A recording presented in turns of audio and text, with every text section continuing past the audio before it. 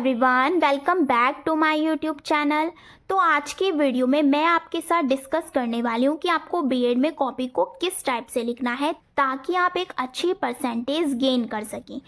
क्योंकि बीएड में क्या होता है, कॉपी लिखने का सबसे बड़ा रोल होता है। जितनी अच्छी आपकी कॉपी लिखी हुई होगी, जितनी अच्छी आपकी हैंडराइटिंग होगी, उतना ज़्यादा आप स्कोर कर सकती हैं।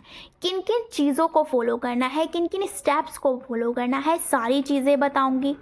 तो आप वीडियो को शुरू से लेकर लास्ट तक ज़रूर देखिएगा और चैनल पर नए हैं तो चैनल को सब्सक्राइब ज़रूर कीजिएगा, क्योंकि आने वाली वीडियो में मैं आपके साथ डिस्कस करूंगी बीएड फर्स्ट ईयर के जितने भी इंपॉर्टेंट क्वेश्चंस हो सकते हैं, बीएड सेकेंड ईयर के जितने भी इंपॉर्टेंट क्वेश्चंस हो सकते हैं, चाहे वो लॉन्ग हो, शॉर्ट हो, वेरी शॉर्ट हो, सारे मैं इसी चैनल पर कवर करवाऊंगी। तो मेक श्योर आप मेरे चैनल को ज़रूर सब्सक्राइब करें। और अगर आपको पीडीएफ चाहिए किसी भी प्रकार की, किसी भी टॉपिक पर, बीएड से रिलेटेड, सीटेट से रिलेटेड या किसी भी अदर टीचिंग एग्ज़ाम से रिलेटेड, तो आप मेरे टेलीग्राम ग्रुप को ज्वाइन कर सकते हैं। वहाँ पर आपको ऑल पीडीएफ अवेलेबल हो जाती हैं। तो चलिए स्टार्ट करते हैं आज की वीडियो को। तो जैसा कि अब आपको पता है, आपका जो आज का टॉपिक है वो यही है, बीएड की कॉपी को आपको कैसे लिखना है। देखिए, कुछ बच्चे ऐसे होते हैं जो सब कुछ पढ़ लेते हैं बट उन्हें लिखने का तरीका नहीं पता होता है। वो बस पैराग्राफ लिखते जाते हैं, 5-6 पेज तक उन्होंने पैराग्राफ को लिख दिया। इससे जो होता है, मार्क्स कम आने की बहुत ज़्यादा संभावना होती है। आपको पैराग्राफ में नहीं लिखना है बीएड में, क्योंकि क्या ज़्यादातर बच्चे क्या सोचते हैं कि कॉपी भरनी है, बस लिखा कैसे है ये नहीं मायने रखता है, कॉपी भरनी है बस, ये पता होता है। तो ऐसा नहीं करना है। कॉपी भरना भी उसका भी एक तरीका होता है, तो वो चीज़ भी आपको ध्यान रखनी है, उस चीज़ को भी आपको फॉलो करना है, तभी एक आप अच्छी परसेंटेज गेन कर सकते हैं। टीचिंग एग्ज़ाम के लिए बीएड की अच्छी परसेंटेज होना भी ज़रूरी है, क्योंकि कुछ बच्चे ऐसे होते हैं जो लास्ट टाइम पे बस एग्ज़ाम देंगे इंपॉर्टेंट क्वेश्चंस पढ़ के। तो मैं उन्हीं के लिए ये चीज़ बताने वाली हूँ आज कि आप कैसे कर सकते हो, क्योंकि मैंने भी लास्ट टाइम में यही तरीका अपनाया था, जिससे मेरा जो परसेंटेज था वो 85% का स्कोर बना था बीएड में। तो इसीलिए मैं आपसे कह रही हूँ कि सबसे इम्पोर्टेंट चीज़ यही है कि बीएड में आपको कॉपी कैसे लिखनी है, ये चीज़ आपके लिए इम्पोर्टेंट हो जाती है। तो चलिए देखते हैं आप कैसे कैसे आपको क्या करना है, क्या क्या चीज़ें आपको फॉलो करनी है। स्टेप बाय स्टेप बताऊंगी, तो हर एक पॉइंट्स को ध्यान से समझिएगा, ठीक है। इन सभी पॉइंट्स को मैं इस वीडियो में कवर करूंगी। बीएड की कॉपी कैसे लिखनी है, कैसे आप बिना पढ़े 85 से 90% तक स्कोर ला सकते हैं। देखिए, बिना पढ़े तो नहीं ला सकते, थोड़ा बहुत स्टडी आपको करनी पड़ेगी। मान लीजिए अगर आपने एक क्वेश्चन लॉन्ग भी किया है, उसी से आप बीएड की कॉपी को कैसे फिल कर सकते हैं, कैसे एक अच्छा स्कोर गेन कर सकते हैं, कॉपी लिखने का तरीका क्या होता है, वो सारी चीज़ें मैं बताने वाली हूँ। अब देखिए, जैसे कि मैं यहाँ पर बात करने वाली हूँ एमएसयू यूनिवर्सिटी की एंड सीसीएस यूनिवर्सिटी की, और चाहे आपकी कोई सी भी यूनिवर्सिटी हो, बीएड में सभी के लिए यही चीज़ फॉलो होगी। लॉन्ग क्वेश्चन के लिए भी बताऊंगी, शॉर्ट के लिए भी बताऊंगी, वेरी शॉर्ट के लिए भी बताऊंगी। तो सारी चीज़ें आपको ध्यान से देखनी है।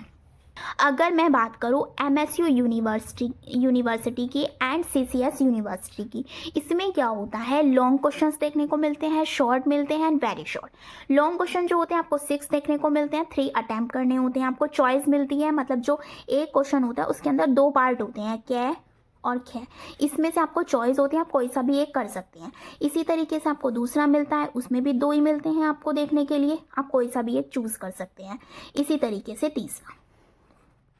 क्लियर हो गया, 3 लॉन्ग क्वेश्चंस आपके यहाँ से हो गए। शॉर्ट क्वेश्चंस में आपको 8 क्वेश्चंस देखने को मिलेंगे, कोई से भी आप 4 को अटैम्प्ट कर सकते हैं, वो आपकी चॉइस होगी आपको कौन से 4 करने हैं। इसके अलावा बात करूँ वेरी शॉर्ट की, 10 क्वेश्चंस देखने को मिलते हैं, 8 आपको अटैम्प्ट करने होते हैं, 2 क्वेश्चंस की आपको चॉइस मिल जाती है। क्लियर हो गया, ये है आपका पेपर का पैटर्न जो आपको देखने को मिल जाता है। चाहे फर्स्ट ईयर की बात करूँ चाहे सेकेंड ईयर की बात करूँ, दोनों पेपर का सेम पैटर्न होता है। क्लियर हो गया। अब आगे देखिए, अगर मैं बात करूँ लॉन्ग क्वेश्चन की, इसे आपको लिखना कैसे है।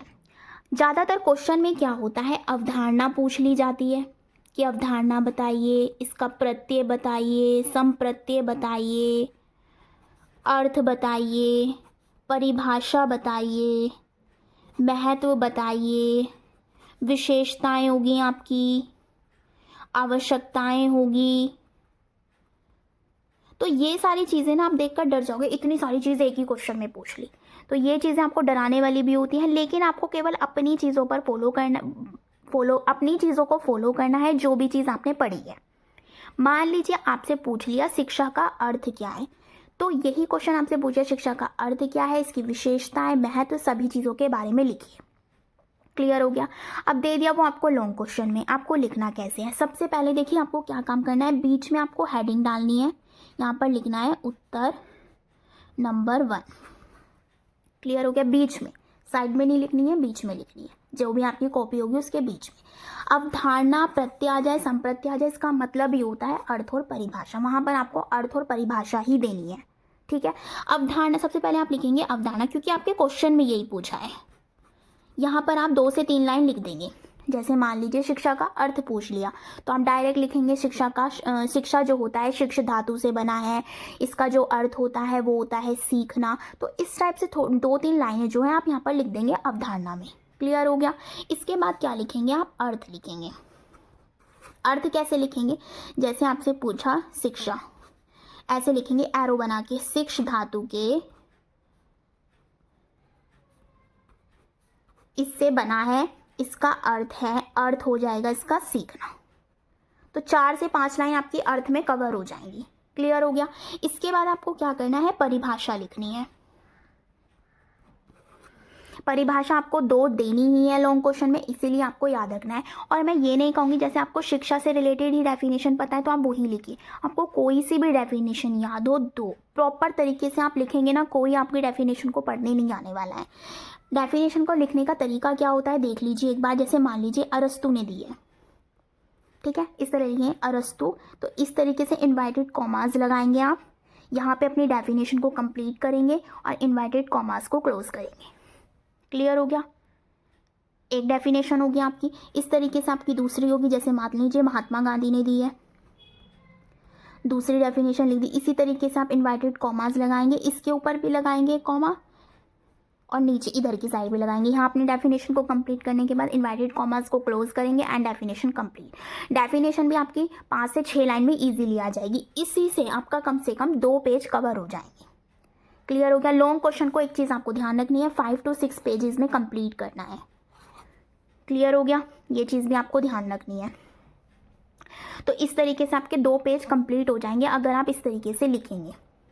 2 या 1.5 पेज आपके इजीली कवर हो जाएंगे, ठीक है। इसके बाद क्या आता है, महत्व। महत्व को आप कैसे लिखेंगे, फ्लो चार्ट यूज करेंगे, पॉइंट्स यूज करेंगे। आपसे चाहे महत्व पूछ ले, विशेषताएं पूछ ले, आवश्यकताएं पूछ ले, आपको तीनों में एक ही चीज़ फॉलो करनी है। फ्लो चार्ट बनाना है, पॉइंट्स में लिखना है या हेडलाइंस में। क्लियर हो गया। आप फ्लो चार्ट कैसे बनाएंगे, फ्लो चार्ट भी आधे बच्चों को नहीं पता होगा, तो फ्लो चार्ट बनाने का तरीका भी मैं आपको बता देती हूँ। जैसे मान लीजिए आपकी विशेषताएं हैं, तो आप यहाँ पे विशेषताएं लिख देंगे। अब इनसे रिलेटेड आपको कुछ पॉइंट्स याद रखने हैं। जैसे यहाँ पर एक पॉइंट यहाँ लिख दिया, 2, 3, 4, 5, 6, 7, 8, तो इस टाइप का होता है आपका फ्लो चार्ट। इसमें आपको हेडिंग्स लिखनी है। मान लीजिए जैसे कि कुछ, मान लीजिए वैदिक काल से रिलेटेड ही है, जो बीएड फर्स्ट ईयर में भी है। इसमें जैसे कि पूछ लिया उपनयन संस्कार हो गया, समावर्तन संस्कार हो गया, तो यहाँ पर आपको उन हेडिंग्स को लिखना है। इस तरीके से अगर आप फ्लो चार्ट बनाएंगे ना बड़ा सा करके, तो वो 1 पेज आपका उसमें कवर हो जाएगा। क्लियर हो गया, यानी 3 पेज आपके यहाँ पर कवर हो गए हैं। 5 से 6 पेज में आपको एक लॉन्ग क्वेश्चन देना है। क्लियर हो गया। अब जो ये हेडिंग आप लिखेंगे ना, इनके बारे में थोड़ा थोड़ा एक्सप्लेन कर देंगे। मान लीजिए आपने यहाँ पर 8 जो है हेडिंग्स लिखी हैं, इनके बारे में आप थोड़ा थोड़ा सा कवर कर दीजिए। और लास्ट में जो है आपको क्या लिखना है, निष्कर्ष। निष्कर्ष को भी आप 4 से 5 लाइनों में लिख सकते हैं। इस तरीके से आपके 5 से 6 कवर इजीली कवर हो जाएंगे। तीसरे पेज पे आपने फ्लो चार्ट बनाया, 4 से 5 पेज पे आप इन हेडलाइंस को कवर कर देंगे। मतलब थोड़ा थोड़ा इनके बारे में एक्सप्लेन कर देंगे, जो भी चीज़ आपको पता हो। अगर नहीं भी पता हो, जो भी आपने पढ़ा हुआ हो, वो उनसे रिलेटेड 2 से 3 लाइन आप लिख देंगे। क्लियर हो गया। फिर लास्ट में आपको निष्कर्ष लिखना है। इससे आपके 5 to 6 पेजेस कंप्लीट हो जाएंगे। इसमें कोई घबराने वाली बात नहीं है कि 5 से 6 पेज हम कैसे लिखेंगे। ये मैंने आपको लिखने का प्रॉपर तरीका बता दिया, आपको लिखना कैसे है। यही चीज़ें मैंने फॉलो की हैं, इसी वजह से मेरे इतना अच्छी परसेंटेज बन पाई है। क्लियर हो गया। वही चीज़ मैं आपको बता रही हूँ, अपना एक्सपीरियंस ही मैं आपसे शेयर कर रही हूँ। क्लियर होगी ये सारी चीज़ें। इस तरीके से आपको लॉन्ग क्वेश्चन को लिखना है। वहाँ पे आपसे कुछ भी पूछ सकता है। महत्व हो गया, एक चीज़ पूछेगा, महत्व, विशेषताएं, आवश्यकताएं, ठीक है। अगर किसी को फ्लो चार्ट नहीं बनाना तो वो पॉइंट्स में लिख सकता है, जैसे कि 1, जैसे कि 1 2 10 पॉइंट आपको देने ही देने हैं। तो अगर पॉइंट्स भी नहीं पसंद, हेडलाइंस में लिख दीजिए। हेडलाइंस आप कैसे बनाएंगे, जैसे कि 4-5 आपने पॉइंट्स लिख लिए, जैसे मान लीजिए ये हेडिंग्स हो गया आपके, इनके बारे में आपको नीचे की साइड एक्सप्लेन करना है। सबसे अच्छा वैसे क्या होता है, फ्लो चार्ट होता है, क्योंकि ये डिज़ाइन वे में होता है और अच्छा लगता है दिखने में। क्लियर हो गया। तो ये सारी चीज़ें आप फॉलो कर सकते हैं लॉन्ग क्वेश्चन के लिए। अब बात कर लेते हैं शॉर्ट और वेरी शॉर्ट को कैसे लिखना है आपको। देखिए, अगर मैं बात करूँ शॉर्ट की, एक सबसे इंपॉर्टेंट लाइन मैं आपको ये बता दूँ कि अगर आपका लॉन्ग क्वेश्चन एक जो है, जैसे आपके 6 पेज पर कंप्लीट हो गया है, तो आपको जो न्यू क्वेश्चन है वो 7 पेज से स्टार्ट करना है। अगर इसके नीचे जैसे मान लीजिए आपका जो ये क्वेश्चन था वो आधे पेज पे कवर हुआ है, आधे पेज पे, तो इसके नीचे से ही आपको स्टार्ट नहीं करना, नेक्स्ट पेज से स्टार्ट करना है। ये चीज़ पे आपको ध्यान रखनी है। क्लियर हो गया। शॉर्ट क्वेश्चन जो होता है आपको मान लीजिए 1 से 2 पेज में कवर कर देना है। 4 क्वेश्चंस आपको देखने को मिल जाते हैं, 1 से 2 पेज में इजीली आप कवर कर सकते हो। इसके अंदर आपको क्या करना है, ज़्यादातर क्या होता है, अंतर पूछ लेते हैं। जैसे पूछ लिया शिक्षा और शिक्षण में अंतर में पूछ लिया तो इजीली आपका एक पेज कवर हो जाएगा। उसके बाद आप निष्कर्ष भी लिख सकते हैं। क्लियर हो गया। और अगर आपसे नहीं पूछा, नॉर्मल क्वेश्चन पूछा है, तो आप पॉइंट्स में लिख सकते हैं। अगर आपको जैसे मान लीजिए आपको हेडलाइंस भी नहीं आती हैं, पॉइंट्स भी नहीं आते हैं, आपको फ्लो चार्ट अगर आप बना दे तो उसकी भी हेडलाइंस नहीं पता है, तो आप ना पॉइंट्स का सहारा ले सकते हैं। पॉइंट्स में लिखेंगे 4, शॉर्ट क्वेश्चन के लिए 5 पॉइंट्स इनफ है। क्लियर हो गया। 5 पॉइंट को ऐसे लिख सकते हैं, जैसे आपने 1 पॉइंट लिखा, उसके बाद थोड़ा सा जैसे 3 लाइन में ही आ गया, उसके बाद आप 2 लाइन छोड़ सकते हैं, फिर दूसरा लिख सकते हैं, फिर इसी तरीके से तीसरा, फिर चौथा, फिर 5वां। क्लियर हो गया।